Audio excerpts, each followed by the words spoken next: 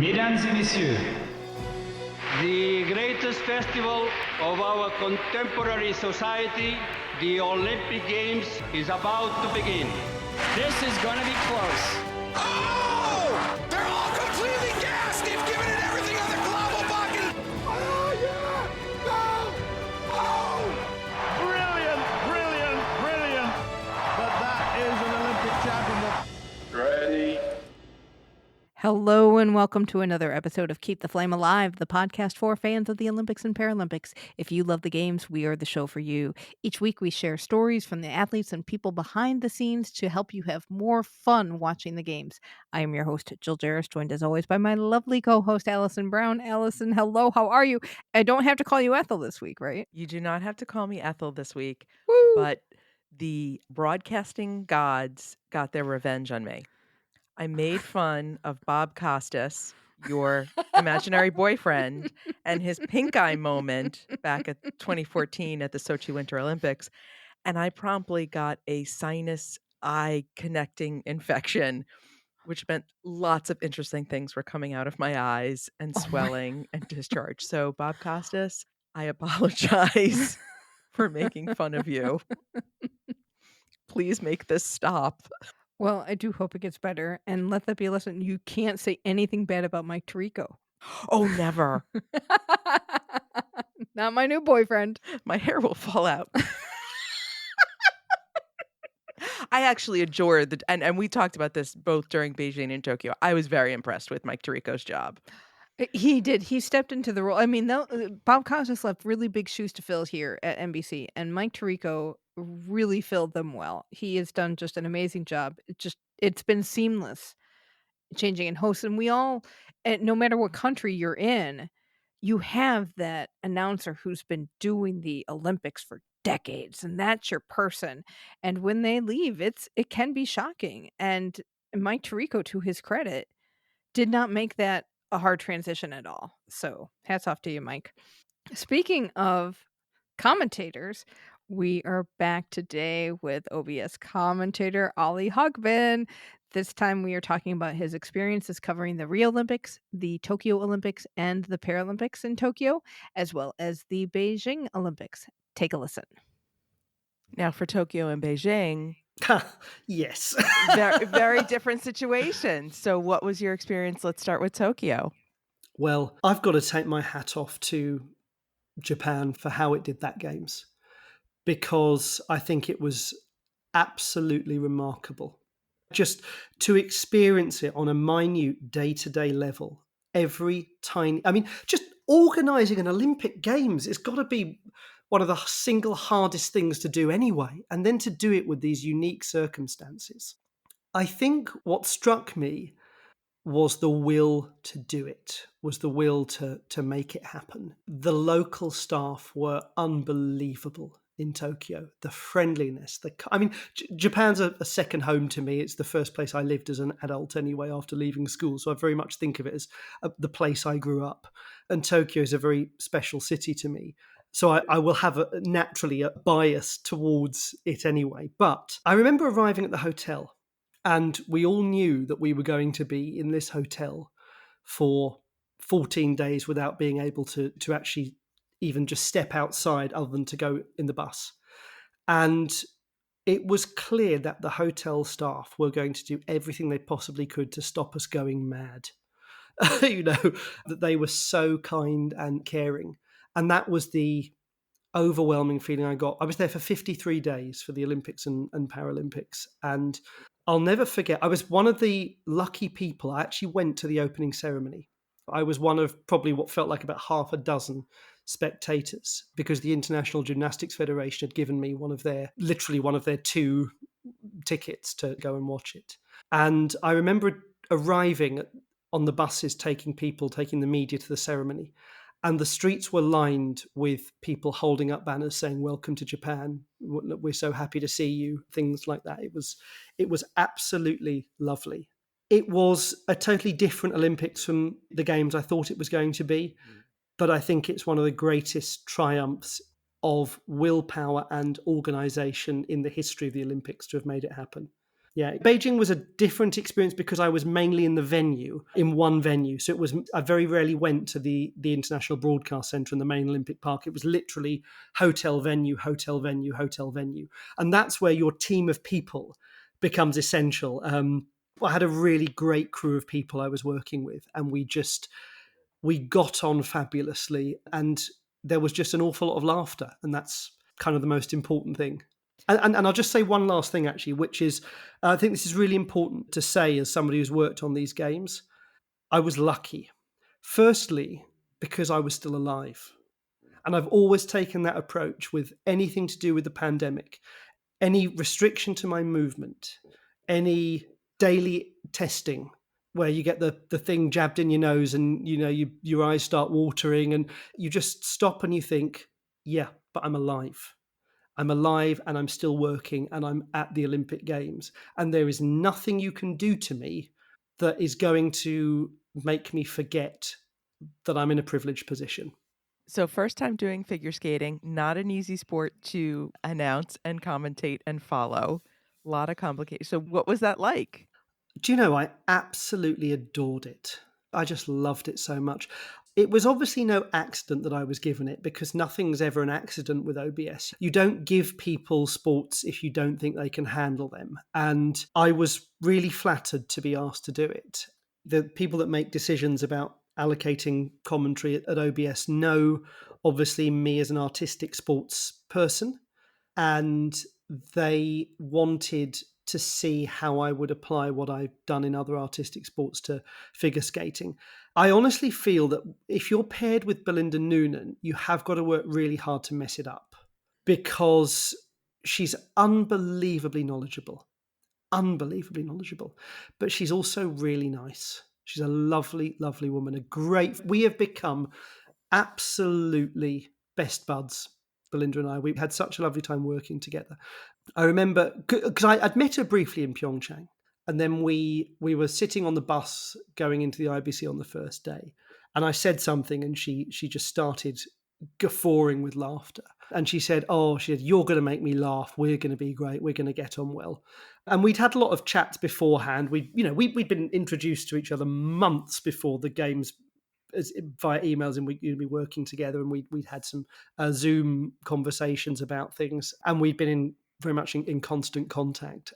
And I grew in confidence during the games. With my first figure skating broadcast, my aim was just to get in and get out with my reputation still intact.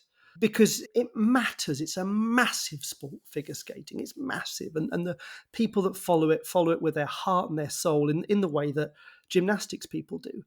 I felt very strongly that I did not want to go in there and be Olly Hogben, the gymnastics commentator, commentating figure skating. I thought I need people to understand that I am approaching this as Olly Hogben, the figure skating commentator, if you'll allow me as fans to be regarded that way, being as you have got to respect the people who devote their lives to this sport. So I just did masses and masses of preparation for it, masses. We have a list of music we never want to hear again on figure skating. Have you already developed a few pieces of music you can live without? I remember sending a message to my hero, my commentary hero, who's now my very good friend, Barry Davis. I'm sure is a name that you have come across. He was the BBC's gymnastics and figure skating commentator for many, many years. And I sent Barry a text message during the game saying, I've just become a proper figure skating commentator. I've called my first bolero. And he just wrote back, he said, well done, like that. And then I sent him a message a little bit later. I said, I've commentated quite a lot of boleros now, Barry, because I've done it in gymnastics as well. It's not uncommon there. But interestingly, I mean, I don't care what the choice of music is if the athlete does something with that turns one's head. That, I've seen boleros where I've gone, I think about actually in rhythmic gymnastics, the Ukrainian group some years ago, where you go, oh, that's just made me view this piece of music in a totally different way.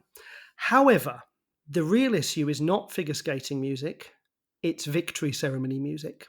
Because when you are commentating at an Olympics, the thing that gets into your head is the victory ceremony music.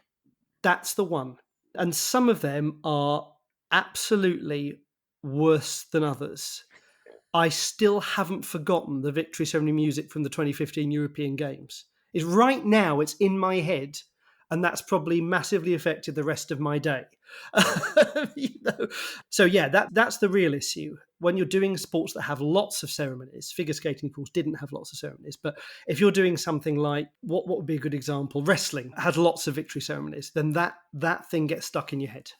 Before we get away from Bolero, I want to Yes. ask a little bit about Kamila Valieva in Beijing and what that experience was like doing the ladies figure skating when you know this whole issue is happening. Yeah, it would be absurd not to ask me about it. I think it's probably the hardest 24 to 48 hours of my career, actually, because I was aware of an enormous storm brewing. And something I was aware of was needing to perform what I believe are the sacred duties of a commentator. And one of them is to state fact and not opinion. When it comes to these sorts of issues, I think it's really important that you tell people what has happened, what is in progress, and that's it. And I have always believed there's an important distinction to be made between the studio and the live broadcast of the sport itself. In the studio, if you've got a presenter and 2 or 3 guests, they can talk about what they like. They can speculate, they can analyze, because that is not time permanent. It's time temporary. When you go back and watch the actual coverage of the action, all of that won't be there. But everything I say as a commentator is tied directly to the movements of the athlete in the picture in front of me. Everything I say about the athlete has got to be something that can stand the test of time. And that means as a commentator, you cannot say what you do not know. You can simply say what has happened. And I had wording very carefully chosen for what had happened. And that was all I could say. But there's also a human side to you as well, because naturally the whole thing took on a different dimension when everything went so horrifically for her in the free skate. And I made a judgment, which is that I was going to remind people that this was a 15-year-old. And I said at the end of her free program, whatever the circumstances, whatever the outcome, Kamila Valieva is a human being and a very young one. Because I felt it was important to not engage in a pile-on. I don't feel that's my place as a sports commentator to do that. And there's a phrase I've always believed, which is to try to let a human being leave with their dignity as best as possible. But I knew whatever I said, some people would agree with that, some people wouldn't agree with that, because it's too emotive an issue to not divide people. And I don't think there's necessarily a right or a wrong way to handle it. I felt very nervous going into that broadcast. I felt very relieved when it was over. And we had word from top down saying, well done. We had, at the end of it, the more than just our producer came on and said, into our ears and said, you did that really well, both of you, well done. Because they knew it was difficult. Yeah, it was a tricky one. It was a very tricky one. Sort of along the same lines of kind of cataclysmic events for games, what did you know about the Simone Biles situation in Tokyo? Absolutely nothing. And I'll tell you why. Because this is an absolutely ridiculous story, this. So I was commentating the wrestling at the time. I wasn't working on the gymnastics. And I had just finished a broadcast of the wrestling and was heading back I was doing the wrestling in venue with the fantastic Neil Adams, amazing co-commentator. And I got on literally the only bus in the entire time I was at the Olympic Games that didn't have any Wi-Fi. Literally the only one. And it was a long journey and the traffic was bad. It was the journey lasted almost literally the entire length of the women's team final. And I got off the bus, arrived at the hotel, and my phone went boom. There were just so many messages. And most of them actually were from British people going, oh my God, the British women's team has just won a bronze medal. So to go back and take stock of it, I mean, you can imagine what it was like scrolling through all of this sort of information about what had happened in that team competition. I knew nothing of it until after it had happened. It's one of those funny things when you're working on the Olympics. I always say this to people, that, and you will know this from your extensive time at the Games, you don't know what's happening at the Olympics because you're too busy being at the Olympics. You sort of get in the thing you're covering, and then the rest of it you don't notice. All of the Olympic gymnastics for me was done, in September when I got back from the Paralympics and actually sat down and watched it all for the first time. But honestly, if ever there's a moment to not have Wi-Fi for the one time in 53 days, literally the only 2.5 hour spell in 53 days where I didn't have Wi-Fi, that was not it.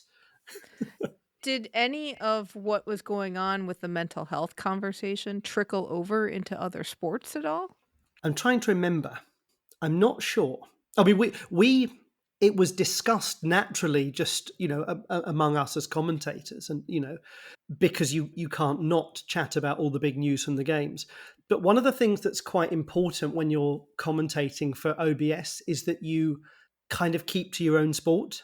One of the things that's really and importantly impressed upon us when we work for OBS is you never know what order people are showing things in on their channels.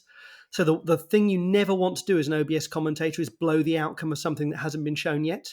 So that's why when you're listening, there's a great thing for all of your listeners, actually. When you're listening to the world feed, the MDS for OBS, one of the ways you'll know that you're listening to that is at the start of it, you will not hear a time-stamped introduction. You will not hear good morning, good afternoon, or good evening. You'll hear hello.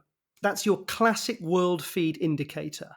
Because obviously, if I'm commentating for Eurosport in the UK and it's going out at 7 p.m, I'll say good evening and welcome to ... But I don't know what time people are watching it in Vanuatu and what time they're watching it in Nicaragua. And consequently, I cannot timestamp things. And it's the same with sport. And there have been instances where TV channels have chosen to show things in an odd order. And unfortunately, you do it with the best will in the world. It's like, and what a fascinating day it's been in the football competition, especially after the 3-0 win earlier this morning for so-and-so. And that's the next game on the channel. And you've just ruined it for an entire country who are about to watch it, not realizing it had already happened. So you tend to not find much bleed over from sport to sport because we're trying not to impinge on other sports coverage, if that makes sense. It does. One of the other things we talked a lot about, especially during Tokyo, was who on the feed was commentating, because OBS, you don't really say who you are either. You don't do introductions. Why is that? And how can we figure out how can we figure out who's commentating? i.e., do we have an inside line now? Well, it certainly won't be me because I struggle just to know what I'm commentating at the Games. I struggle with my own. Just I'm happy once I've got my own schedule sorted out. That's the single first bit of preparation I do. Jill, for every multi-sport Games is I just do a diary for myself, and that's a real nerve calming first moment to make my own little diary. We don't identify ourselves. It is very much the way of things with OBS, partly because you'll find that OBS commentators really don't think that they are important enough to identify themselves. We really we sort of take the view of, it's about the sport and not about us, but also because different channels have different perceptions of that. So in some countries, it's very standard to introduce yourself by name at the start. And in a lot of other countries, it isn't. They'll do it through a graphic. So we're sort of told that, if the broadcaster wants to flash our name up, they'll do so, but avoid at the start saying who we are. But equally, if you've got, they always say, when you've got an expert next to you, please, obviously, say who that expert is. I'm obviously going to say joining me is Belinda Noonan or Neil Adams, 2-time Olympic silver medalist or whatever. That's a different matter entirely. But I suppose my view is who gives a damn who Olly Hogben is, that you're here to watch the Olympics. And if there's a real expert alongside me, let's get that expert's credibility in, and I'll just stay out the way in the corner. Don't underestimate our fans. We do a lot of feed talk. A lot of feed talk. A lot of feed talk. So talk about getting your schedule in order. I know it's not official for 2024, but what are you excited for, even just as a fan? Oh gosh. Well, I can't go into whether I'll be there and what I'll be doing, but I'm looking forward very much to the games. What am I excited for? Look, Paris is one of the great sporting cities. As we all know, Parisian fans are known for their calm, quiet way of watching sport. The atmosphere is going to be fabulous. Absolutely fabulous in the venues. I think that will be lovely, actually. That is one of the main things I'm looking forward to. What's the most challenging sport that you've had to commentate for you personally?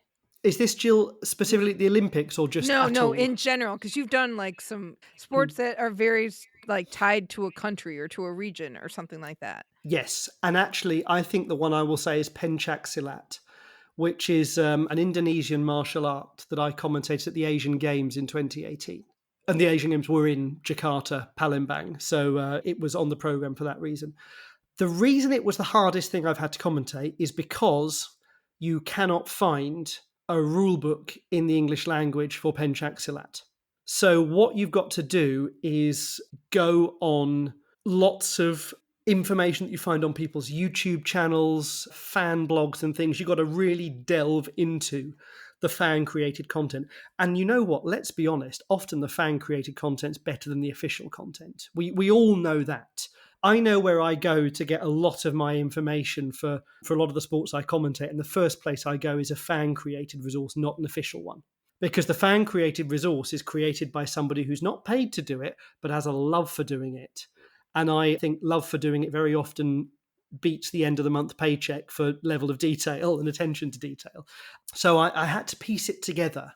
But normally when you commentate a martial art, like I've done a lot of martial arts, and the first thing I do whenever I commentate any martial art is I learn the referee signals. And I get them and I take screenshots of all the referee signals and put them on a single sheet of paper so that I know straight away when the referee brings their arm down in a diagonal motion, that means whatever, wazari or something. But you can't do that for Pencak Silat. So basically somebody kicks somebody and you don't know how many points are going to be awarded. So it's a really tough thing to navigate through, because it's the most I've ever felt like I'm really going unaware into a sport. Oh, that, and at those same games, I did 6 hours of 10-pin bowling from a studio, and there were no score graphics. So I was manually scoring the 10-pin bowling myself on a piece of paper. And it was a 23-team competition. So, yes. But the funny thing is, you earn your stripes doing that. That broadcast actually cemented my reputation with the company I was working on it with. I found out the following day that people had been in the bar that night, and the main producer was going, and Olly actually got through it, and he made it entertaining, he made it watchable. And so you almost, in a weird way, you gain more of a reputation by handling the really tricky stuff than just sort of getting through the routine things. So now it's just, we'll just throw Olly in. He can commentate anything. Well, there is an element of that, yeah, and I do get told that a lot. It's why I get picked for so many multi-sport games, because people know they can drop me in on anything, and I will hopefully not perjure myself or say something disgraceful that I think you've got to respect every single sport. I say this to every new commentator I work with. Treat every sport, when you work on it, that's the most important sport in the world. It's never just a thing you're doing, ever, because the people watching it, to a lot of those people, it is the most important thing in the world. They won't expect you to be perfect, but they will expect you to treat their sport with respect. And that's the thing that matters most of all. Problems arise when a commentator goes in thinking, oh, well, it's kind of like ... another thing I do. Or, well, it's only an hour, so whatever. You've got to not let yourself get into that mentality as a broadcaster. How do you keep on top of rule changes or like significant developments in a sport if you commentate it infrequently? What a weird start to the answer this will be, Jill. The answer is you don't. You wait until you next commentate it, and then you jump in for rule changes. If you try to keep up, there are some sports I commentate, on an almost weekly basis, and there are some things I commentate once every 2 or 3 years. If you try to follow all rule changes, you'll just go down a rabbit warren of despair with just too much information.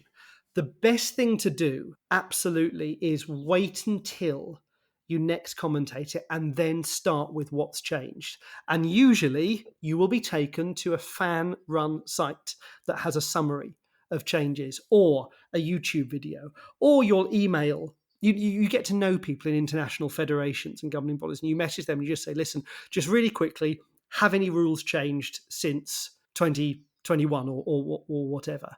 It really is one of those things you have to handle it on a need-to-know basis. I think my new favorite phrase is going to be the rabbit warren of despair. Yes, I believe I've just coined that, actually. That should be my autobiography title, actually, I think. It's yes. The previous one that I've gone with for a long time is Who the Hell is Olly Hogben? And the reason I think that should be that comes from my first Olympics. And it comes from, we were talking about the weird thing about being world feed commentators is that you pop up all over the place. I very seldom ever know who, and you'll know this as experts on the Olympics. You'll know that you'll suddenly hear, oh yeah, it's them again. Still don't know their name, but I know them. And I was reflecting on the fact that my first ever OBS tennis commentary was the ladies' semi-final at Rio. Exactly. Angelique Kerber versus Madison Keys. And it went out live on BBC One. And obviously, this was just after Wimbledon. So the BBC wasn't using any of its established tennis commentators because they'd all just been chock-a-block going into Wimbledon and coming out of Wimbledon. So it went out with my commentary. And I was laughing about it that night in the bar with some of my colleagues. I just imagined all these people on BBC One as, Claire Balding says, and now we're going to join your commentator for this match, Olly Hogben. And just an entire nation going, who the hell is Olly Hogben? And I just thought that's the autobiography title. Maybe it should now be The Rabbit Warren of Despair. So there we go. As we have read many an Olympic book, you need it's The Rabbit Warren of Despair, who the hell is Olly Hogben? Yes. Oh, we've got it now. That's it. I'm going to go and trademark that straight away. What sports have surprised you as you've commentated them or picked them up along the way? I'll give you a proper answer in a second, but my simple answer is actually every sport, because there's always something. There's always something that grabs you in every sport. Yes. Now, it's not an Olympic sport, but the most recent one that comes to mind is indoor rowing.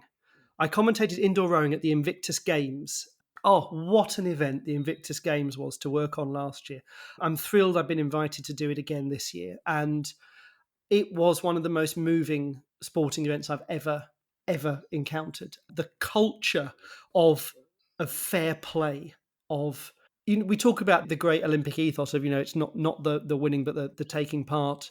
You see it at the Invictus Games. It's fantastic. The way that just national barriers and boundaries are torn down as competitors take care of each other, respect each other. Oh, it's wonderful. And I did indoor rowing there. And indoor rowing is basically just lots of rowing machines all lined up, and people start rowing.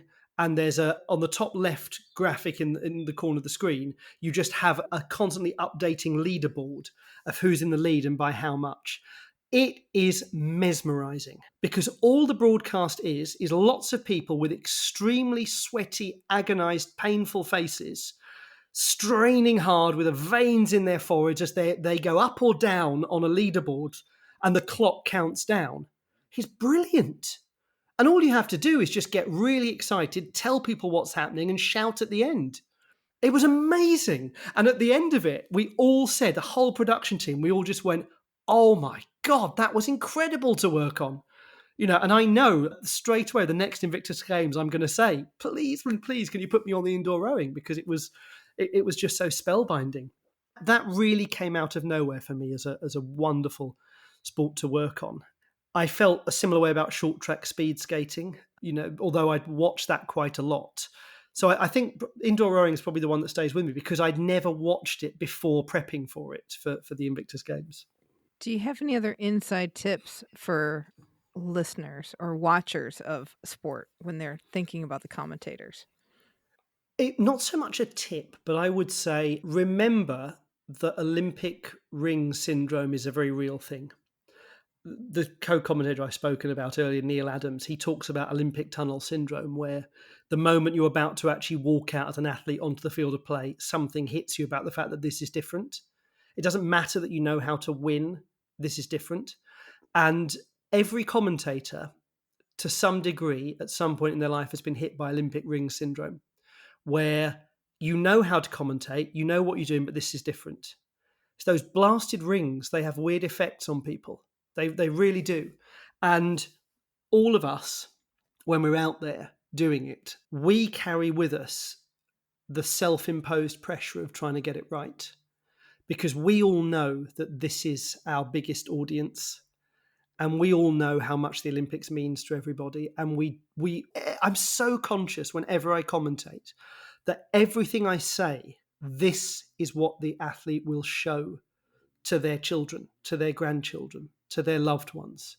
It's this right now. This, whatever I'm saying now, is going to be what accompanies that moment that they show their nearest and dearest. And it matters so much to us to get it right.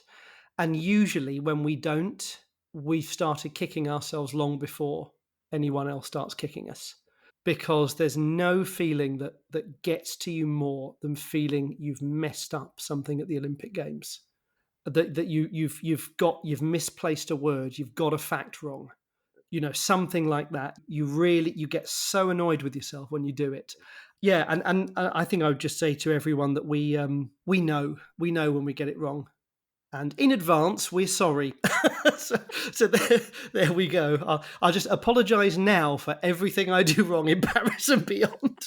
I'll get my preemptive apologies in. But actually, also, we love having your friendship. We love having the company of absolutely passionate sports fans. It's just the best thing in the world. And those kind messages that we get every now and then when people contact me through my website and say, "Oh, I've been listening to you in Canada and loved your commentary," or they message on Twitter. It means the world.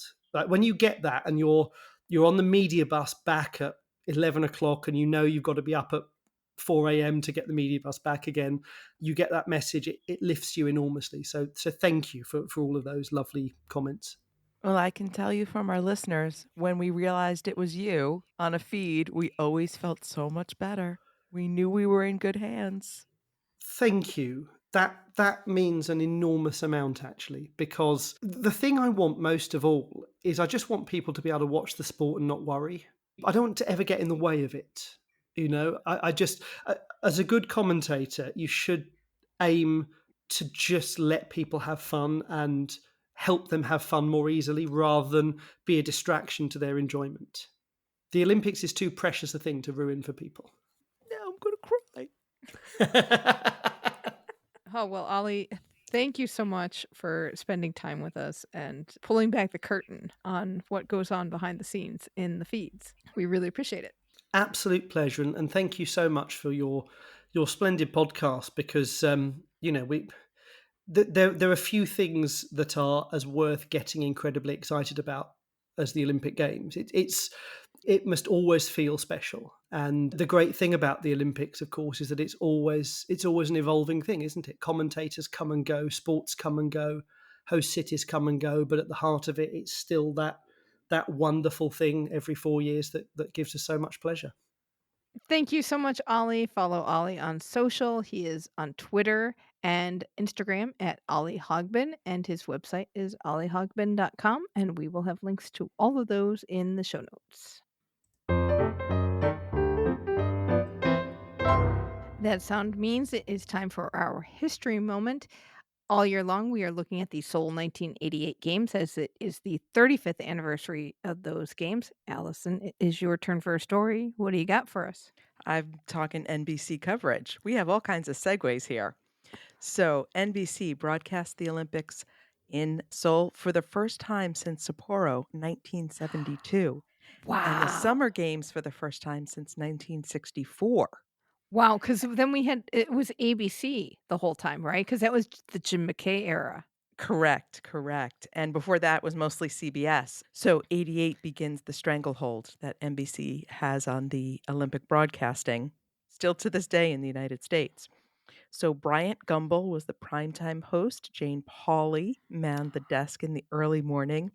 And for the first time for the late night coverage, Bob Costas was at the desk. Oh, doing It's fun. like the junior job, right? Exactly, exactly. While reviews at the time called the coverage solid, it was not seen as a particularly successful broadcast. Ratings were low, attributed both to the time difference, so there's not a lot of live events, and the lack of success of the US team, not one of America's better outings at a Hmm. summer games. So many critics also said that the games themselves lacked glamour, that the Koreans had kept it a little too low key and not flashy enough. Really? You know what it didn't lack? Controversy. Tell So me more. many Koreans were insulted by the coverage that NBC produced because all those package stories focused on things like sweatshops, prostitution, urban poverty, overseas adoptions, which were huge in the 70s and 80s, and relations with North Korea. But things really got bad when Korean boxer Byung Jong-il lost a match and his team and security guards rushed into the ring and beat the New Zealand referee. Oh my gosh. NBC covered this event extensively, but ignored other incidents involving theft and pranks by American athletes. Oh, kind of like the Ryan Lochte affair from 2016. Exactly. NBC staffers also insulted their hosts when they had shirts made depicting two boxers superimposed on the Korean flag with the caption Chaos Tour 88.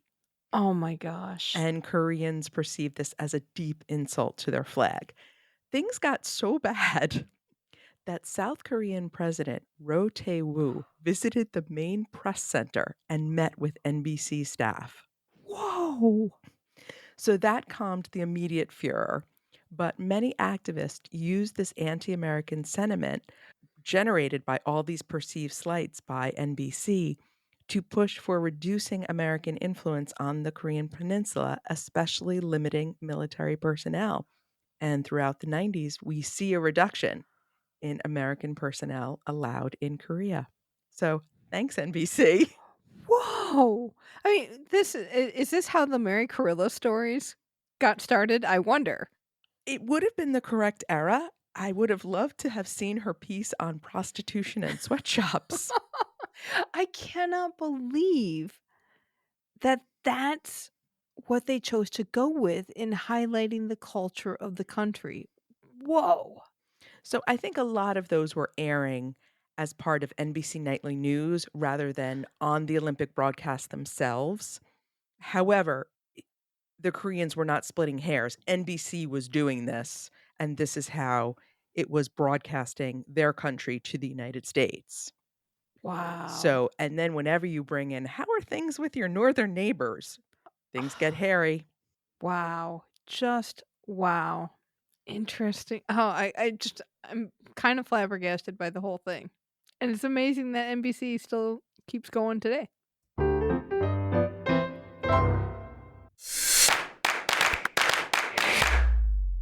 Welcome to TKFLASTAN.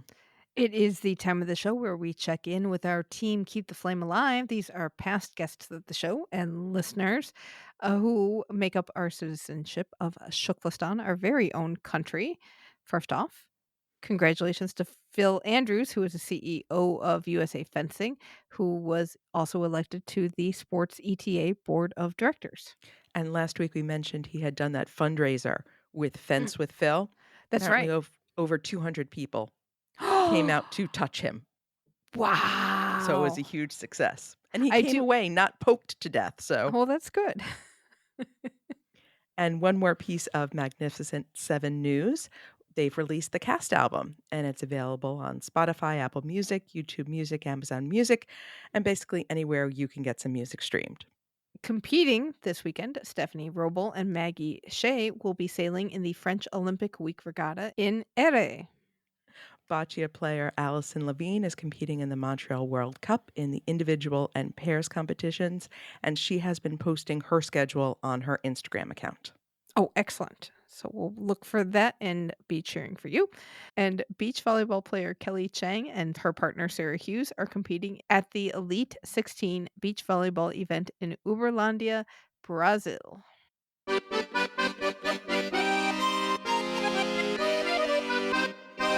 We have some news from Paris 2024.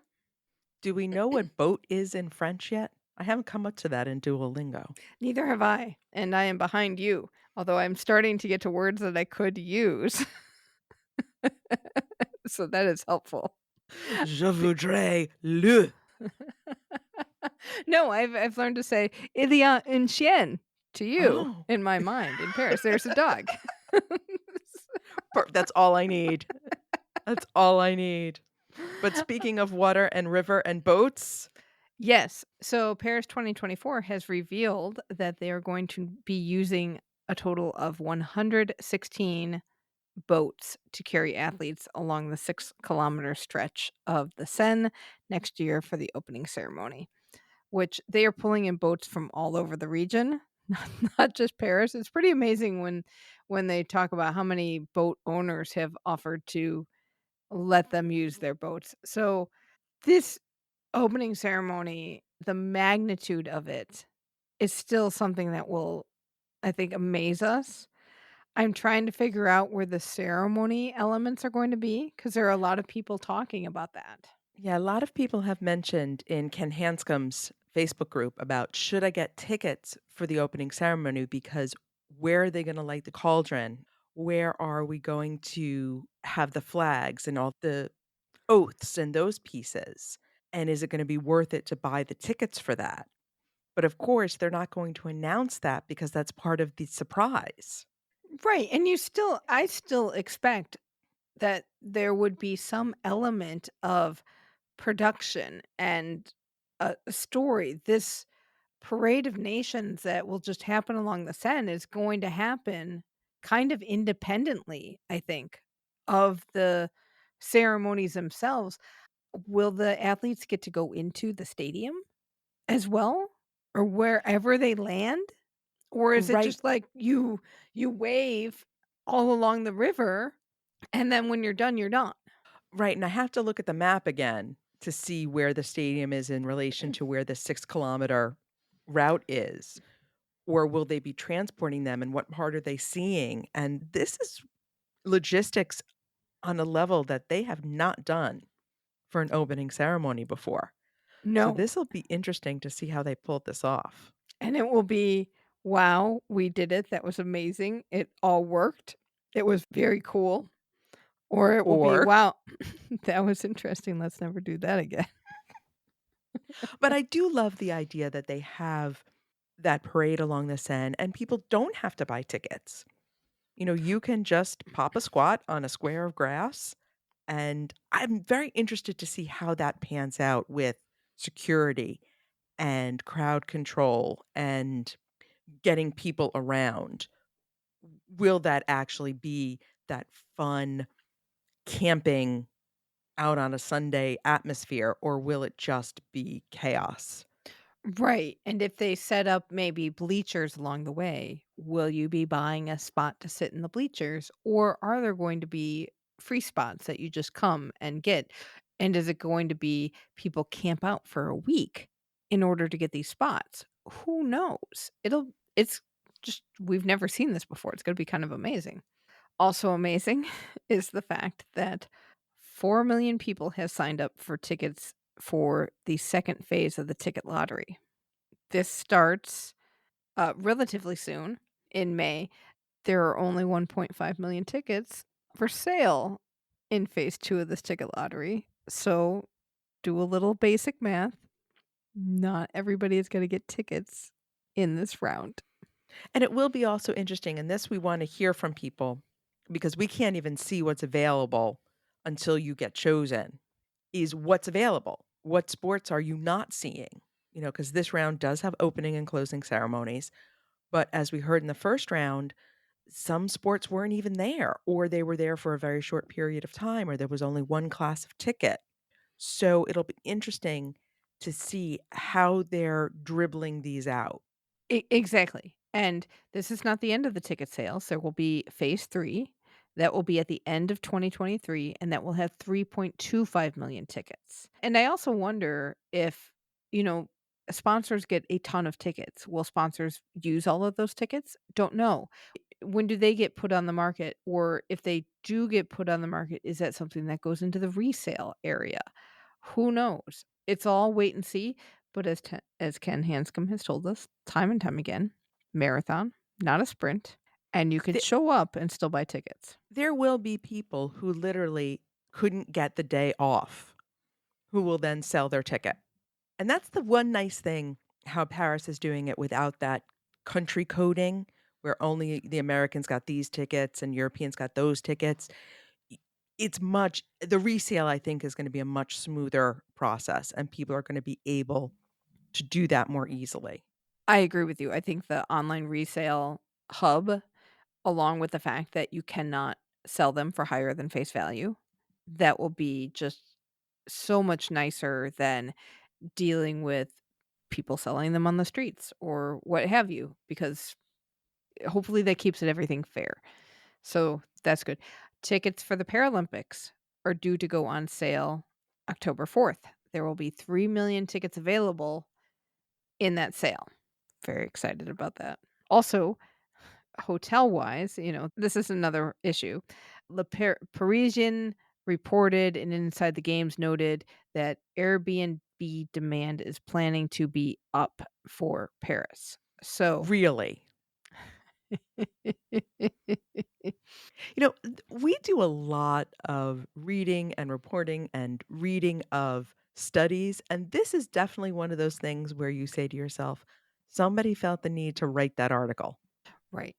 Of course, demand is going to be up. And the other thing the article noted is that the cost for Airbnb is going to be much higher than in the summer of 2023, to which I also say, really? So we'll see. I mean, there are a lot of people also on the Ken Hanscom Facebook planning group who said, "Oh, we waited for our hotel for London 2012." This one pops out in my head.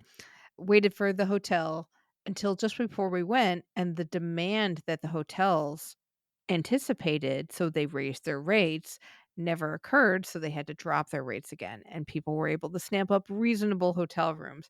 And then we heard about Tokyo before that got canceled, where people booked Airbnbs way in advance, and then all of a sudden the hosts went, "Oh, that's the Olympics. We're gonna make a fortune, so we're gonna cancel your reservation, and then we're gonna jack up the price." So don't know. I mean, we are trying to plan our own accommodations, and the scary thing for us about trying to get an Airbnb, which we would love to have our very own apartment, is the fact that some host could do this. It's not guaranteed. And people have already mentioned that they tried to book, contacted the hosts, reminded them that it was the Olympics, booked, and then a week later the host canceled. So, given that Airbnb is actually an Olympic sponsor, which made the hotel chains so happy, it will be interesting. And I say interesting because I don't want to use the actual word because we're a G-rated show. These hosts are going to cancel and keep jacking up the Mhm. prices until they max out. So I think you're going to end up, on the one hand, with a lot of tickets in resale because people couldn't get hotel rooms. That could very well be the thing. But on the other hand, I think we're going to end up with a lot of empty hotel rooms at the last minute or a lot of empty Airbnbs because the host got greedy. So I think depending on your level of risk tolerance, you will end up finding someplace to stay, whether you book very far or book very close, depending on how much energy you want to put into it. Right. So if you need the confidence that you will have a place to stay, also know that comes with the risk of possibly paying a high price if you want to wait and maybe the prices will go down. maybe the prices will go down, or maybe there are no rooms. So it's a toss-up anyway. And as we are discovering as we're trying to do our press reservations, the rooms are very small. Make sure you work out all your issues before you go, because you will be in close quarters. Jill and I will be going to couples therapy ahead of time. I just think we got our segment for Paris. It's Close Quarters with Jill and Alison. Today. Where did you put the soap? Yeah, it'll be interesting. I think we'll have some interesting stories coming up. I mean, the rooms are tiny. I have not done, you've done much more traveling in Europe than I have. I have done almost no traveling in Europe. And what traveling in Europe I did was paid for by somebody else. So I got to go on a better dime. So this is going to be a unique experience for me. Well, it'll be fun. Something to look forward to, right, listeners? So that will do it for this week. Let us know your favorite moments in commentary, or if you remember what NBC broadcast in 1988. We want to hear that too. You can email us at flamealivepod@gmail.com. Call or text us at 208-352-6348. That's 208-FLAME-IT. Our social handle is at flamealivepod. Be sure to join the Keep the Flame Alive podcast group on Facebook. And don't forget to get our weekly newsletter filled with other fun stories about this week's episode. You can sign up for that at flamealivepod.com. Next week, this is exciting because we are taking something off of the list. We are talking sitting volleyball, and our guest will be 5-time Paralympian Laura Webster. We'll be talking about how the game works and also what it was like to compete while pregnant. So be sure to join us for that. Thank you so much for listening, and until next time, keep the flame alive.